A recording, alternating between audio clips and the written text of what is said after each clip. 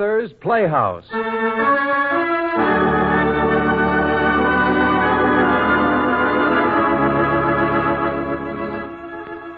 Generally speaking, ghosts are, well, just plain spirits.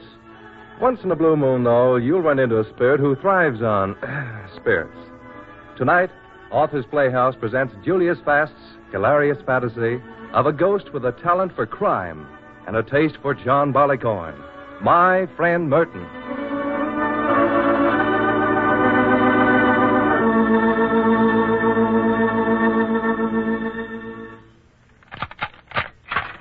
Go right in, sir. Oh, thank you very much. Hello, Rocky. I suppose you're the guy from the radio, huh? Yes, I'm from the National Broadcasting Company. Sent here to interview you for the Author's Playhouse program. I've heard of the program. Oh, do you like it? Oh, it's all right, I guess. Yes. Well, I want to find out everything about your friend Merton. My friend Merton. Please, if I never hear that name again, it will still be too soon. Well, I understand that Merton is, this is a rather delicate subject. I don't exactly know how I should put it, but is it true that Merton is a ghost? Don't be afraid to mention the word. Yes, Merton is a ghost. I see. Well, what do you want to know? Well, tell me how you met Merton, how you got into jail here. Well, just tell me the whole business, see? Oh. Imagine me on the radio. Just not a Orson Welles or something, huh? Imagine. Where should I begin? Well, wherever the story with Merton begins. Huh. Well, you see, we were in a car, Lefty and I. When I stopped the car, Lefty got out and, peeling 10 bills off his roll, he handed them to me. Take this and blow, Rocky. Oh, 50s and 100s, huh? It should hold you for a month. Get out of town. This place is too hot for you. Well, where'll I go? Gosh, I don't know any place, I guess. Go to the country. Rent an old house or something. Take it easy. Just remember, stay away from the city. Remember Shaney and Spike in case you're tempted to see the bright lights. Oh, never mind, Lefty. I remember Shaney and Spike. Didn't it cost me a cool $100 for calla lilies? Gee, they had a swell funeral. Yeah, but I'm sure they didn't enjoy it. Okay, Lefty, okay. It was a pleasure working with you, Rocky. You're an artist. Thank you.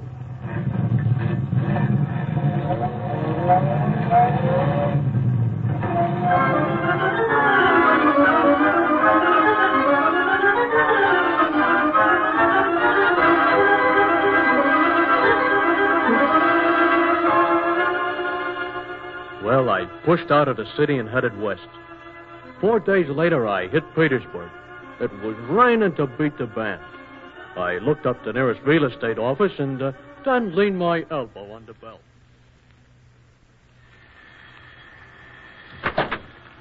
Come in, come in. You must be soaked to the skin. I am.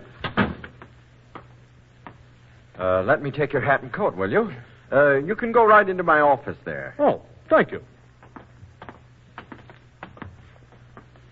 Now, what can I do for you? Well, I want a nice little house. Maybe 4 or 5 rooms. I really don't care how many. And a house that is far away from anybody else. Mm-hmm. 4 or 5? Mm-hmm. Yes, far away. I have just the place for you. The Barton House. Well, if it's okay by you, it's okay by me.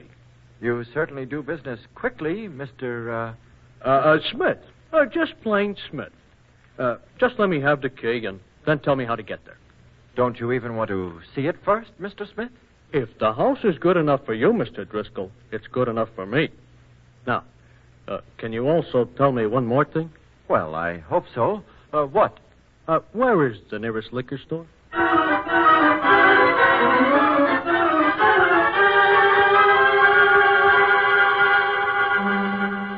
Uncertainly, Driscoll handed me the key and a written set of directions and pointed out a liquor store down the street. The last I saw Mr. Driscoll, he was shaking his head and holding the bill I gave him up to the light. Well, I picked up a week's supply of bologna and bread and a delicatessen, and then in a liquor store. Did you say a case of scotch? Yeah, a case of scotch. Just for yourself? Oh, no. I'm expecting some friends. See?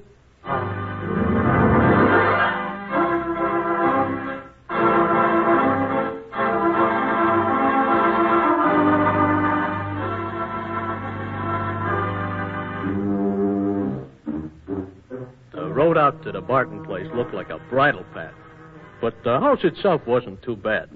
It was a tight little brick job and had a built-in bar in the cellar, which interested me. Of course, there just wasn't any liquor, but I arranged my scotch on the shelf and poured myself a good stiff drink. And then I had a bologna sandwich and crawled into bed.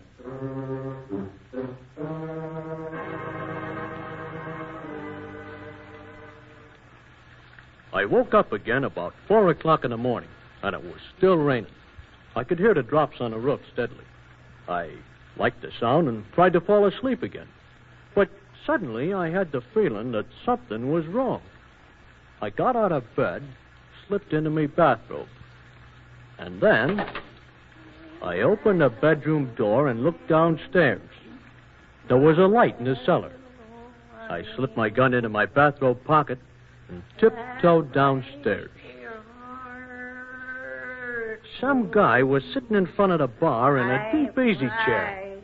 He was waving a highball in one hand in time to the music. Of course, there was no doubt about it. He was drinking my scotch. Your fair face be... Okay, Bud, what's up? Boo. He turned around in his chair and squinted at me. It made me uneasy to realize that I could see through his face. I mean it. I could see right through it. He just wasn't, well, he wasn't solid. And waving one hand at me, he murmured again, Boo. "What are you doing here?" Boo. Boo. Okay. Stop the clowning. Now start talking. Would you mind mixing me a scotch and soda without the soda? Well, okay.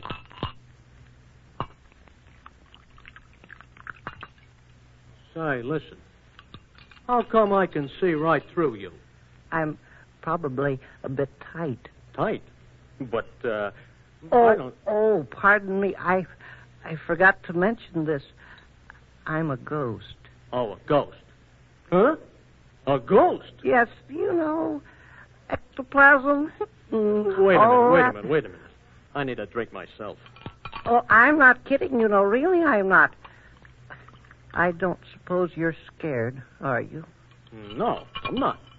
I was afraid of that. Well, in the first place, you don't look like a ghost. Look at yourself, will you? Oh, I know.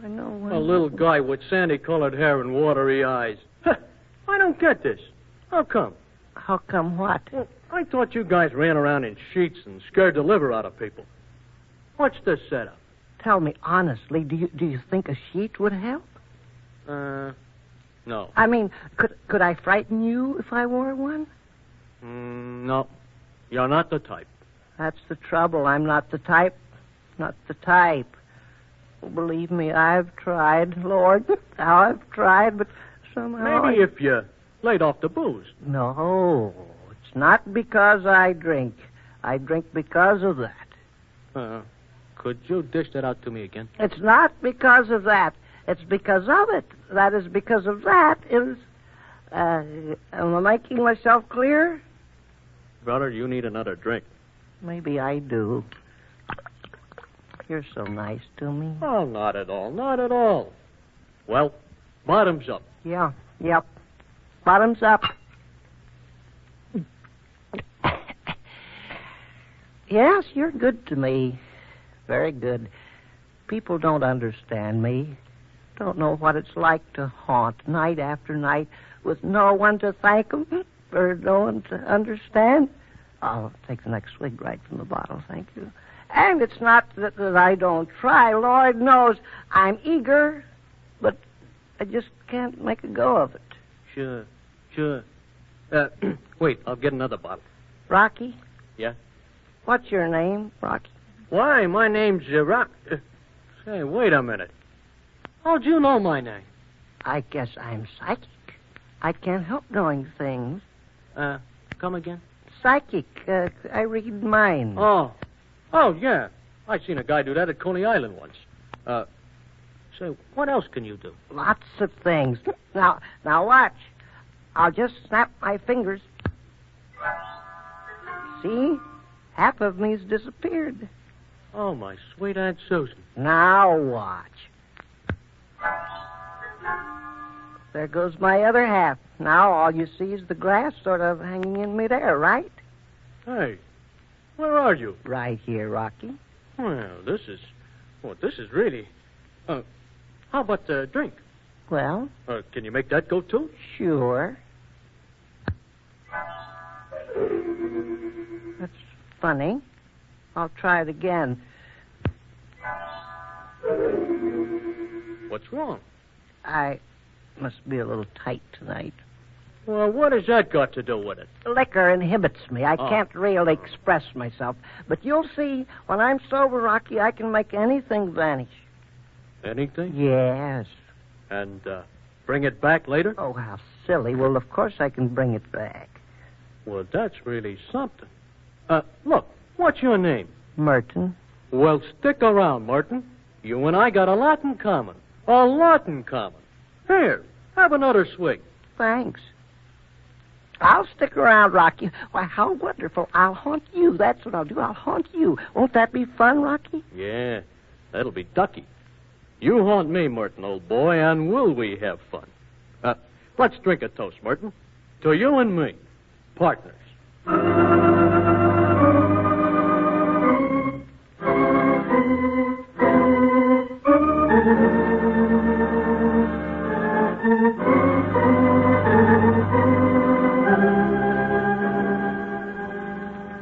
That was the last thing I remembered that night, except for one hazy recollection of Merton and me draped over the bar, harmonizing on The Road to Mandalay.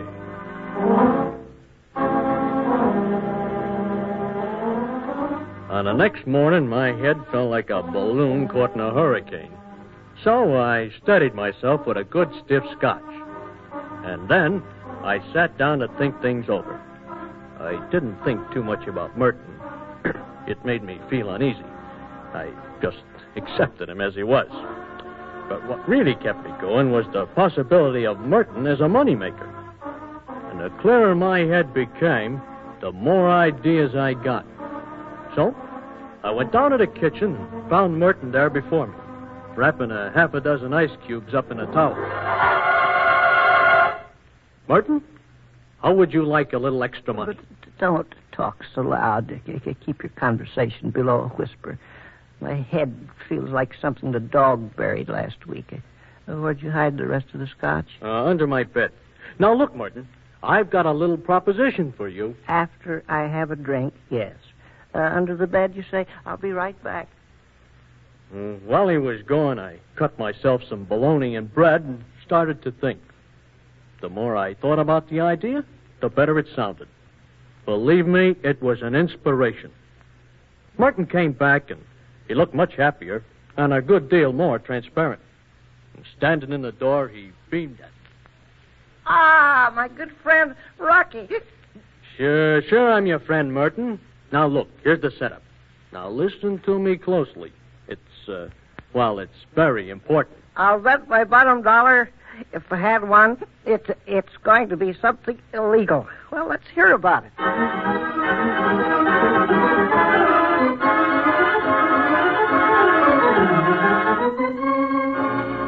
I explained the thing to him very carefully, waiting every 2 sentences for him to sample some more scotch. And then I pulled my car up in front of the house and started to get behind the wheel when Merton caught my arm. Let me drive, Rocky. No, you've had too much to drink, Merton. I'll drive. Rocky, if I'm not sober enough to drive a car, I'm not sober enough to rob a bank. For the love of Mike, why don't you use a public address system? Well? Okay. You can drive. But be careful, will you? Be careful.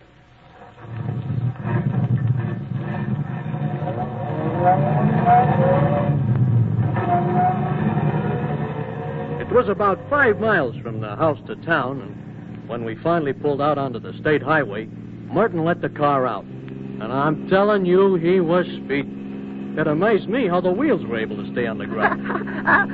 Now, this is really fun. Oh, slow down, will you? You want to get us both killed? Oh, don't be silly. I'm not scared. Nothing can happen to me. Yeah, that's fine. But just remember, I'm not a ghost. Yet.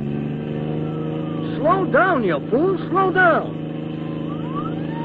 What's that noise behind us? It's a motorcycle cop. Now, slow down, Merton. Slow down. Okay. Hold on. Ouch! You idiot. I nearly went through the windshield. What sort of a... Wait. Merton, this is no time for you to pull a disappearing act. Now, Merton, make yourself visible, do you hear? Oh, Merton, make yourself visible. All right, wise guy. I know your Aunt Annie was dying. Say, what are you doing sitting on that side of the car? Look, officer, I wasn't driving. No, you were flying. I'm still with you, Rocky, old kid. Get out of here, you jackass. What was that? Oh, well, he must have fallen out of the car. What did you say? I said, you want to see my driver's license? Yeah, I want to see it, so I can make out this ticket. Well, now, look, officer, leave us not be hasty. Let me talk to him, Rocky. Shut up and keep out of this. I can explain everything, officer. Let go of my arm, you chump. Did you call me a chump? No, I said, oh, nuts. Give me the ticket and let's get it over with. Yeah, we have a bank to rob before noon. Oh, so you're a wise guy, are you? I think I'll run you in instead. Now, look, officer, Let's see you do it, you big palooka. Oh, shut up, Martin. That clinches it. 90 miles an hour, and you've got the nerve to talk back. Come on, follow me. It's a democracy, isn't it? We've got rights. It's a free country. It's a free country, all right, but not where you're going. And stop changing your voice, will you?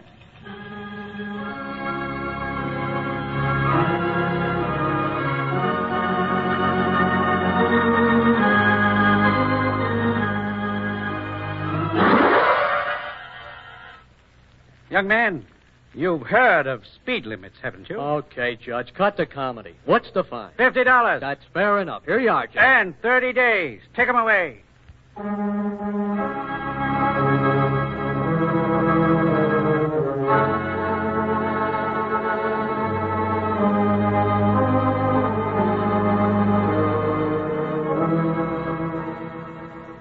I really couldn't complain. They gave me a very nice cell. It had a western exposure, and I could watch the sunsets from my window. The first night, I won $10 from the warden in gin rummy, so I settled for a bottle of scotch. Things were beginning to look better. After all, I was after arrest. But then Merton came back. I was playing solitaire on my cot when one of the red tens picked itself up and settled on a black jack. I gulped and looked around. A glass of scotch was floating around lazily about 4 feet from the floor. All right, come out and let me see you. Come out, you anemic excuse for a ghost. Come out and let me tear your arm off. You didn't think I'd desert you now, did you, Rocky? Well, I had my hopes. Oh, dear. Okay. Stop being cute. Now I can see your head and arms. Desert my bosom pal, my companion of the lonely hours?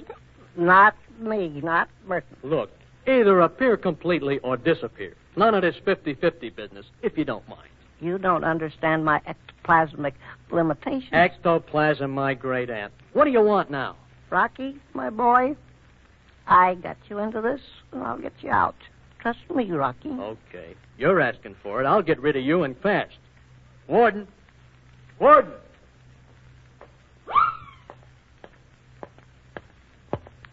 No more gin rummy, Rocky. The judge doesn't like it. Look, will you please get that graveyard monstrosity out of here? Get that...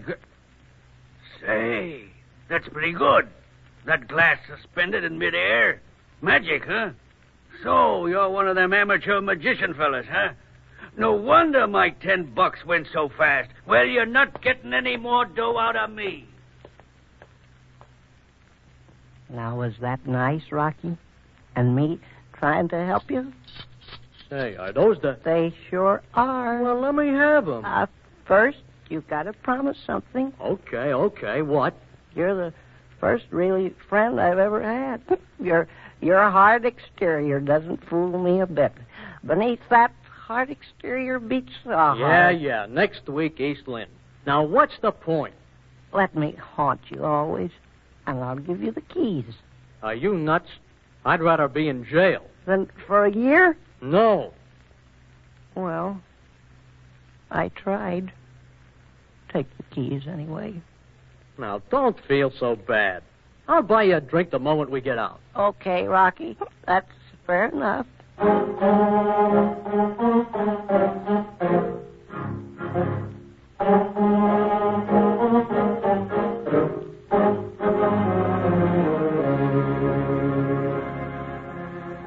The fourth key fit, and since the warden was sound asleep, we got into the street without incident. Merton, by this time, appeared with his arms, head, and shoulders visible, but both legs still missing. I'm sorry, Rocky. Well, can't you try to bring your legs back? It just doesn't look right. I can't. I lose control when I get a little high. We found a darkly lit bar at the corner, which was empty except for a drunk and a bartender. We entered and ordered our drinks. And then a drunk suddenly looked at Merton. Hey, what do you know? This guy here ain't got no legs. He was born that way. Oh, I see. But if he ain't got no legs, how does he stand up? He holds himself up. Oh, I see. You hold your tongue, inebriate, or I'll frighten you out of your pants. Oh, no. No, I'll never drink again as long as I live. No, I don't believe it. No. Hey, bartender, give us another round. Now, look here, you two. I don't mind some innocent fun, but you'll have to get out unless this gentleman here puts his head back on.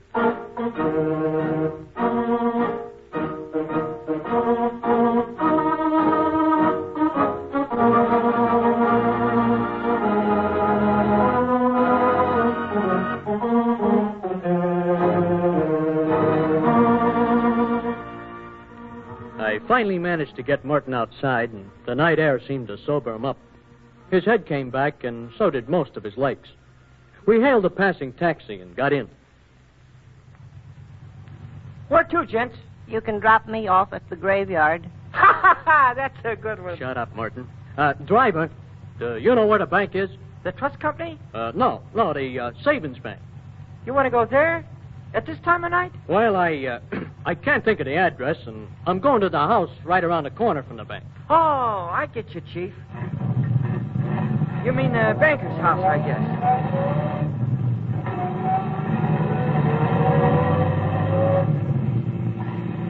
Yeah, nice folks.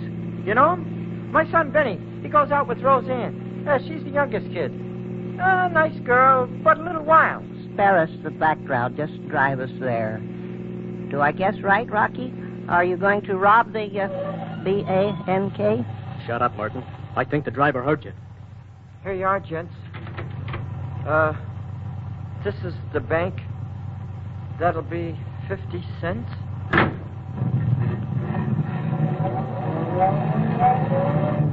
Now, look, Merton. That driver acted awful funny. I hope... well, you get inside the bank and do your stuff. But remember, you gotta make the money invisible. You get it? Sure. Aren't you coming inside? No. I think I'm scared. All right, so you're scared. So what of it? What have you got to lose? You're a ghost, remember? Oh, yes. And besides, I'll buy you a drink. I'll buy you a case.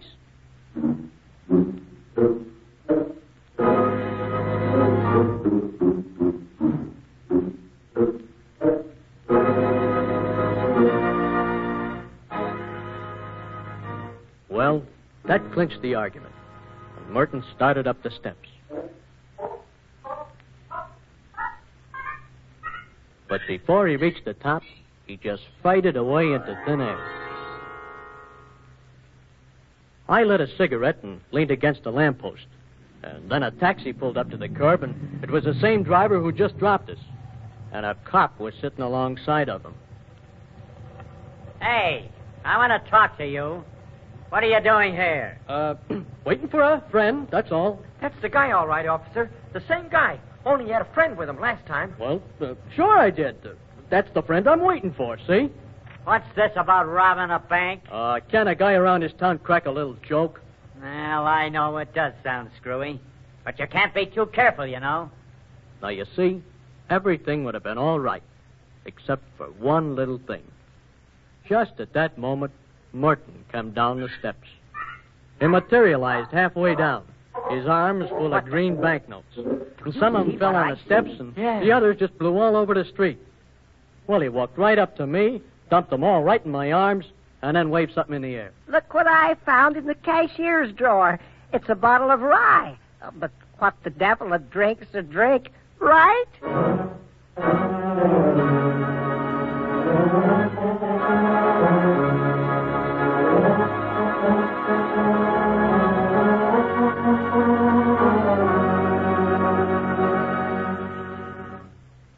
So, you see, Mr. Announcer, that's how the whole thing happened.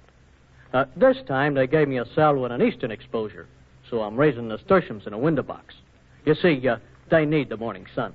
Yes, and, Merton. Have you seen him? Well, the warden claims that his whiskey evaporates faster than he can drink it. And nobody around here really can figure out what's happening to it. Have you got any ideas? Huh?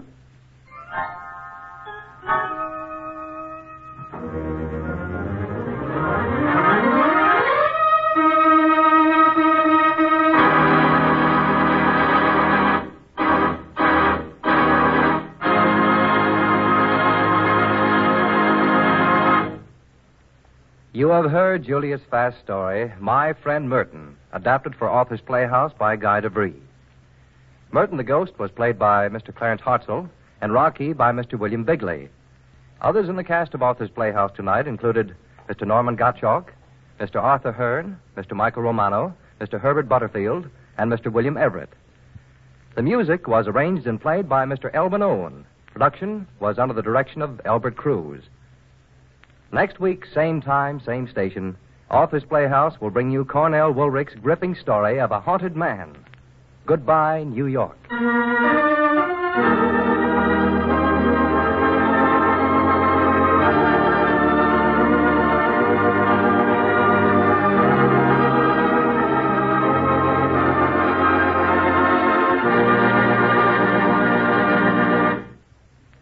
Author's Playhouse was heard in Canada through the facilities of the Canadian Broadcasting Corporation.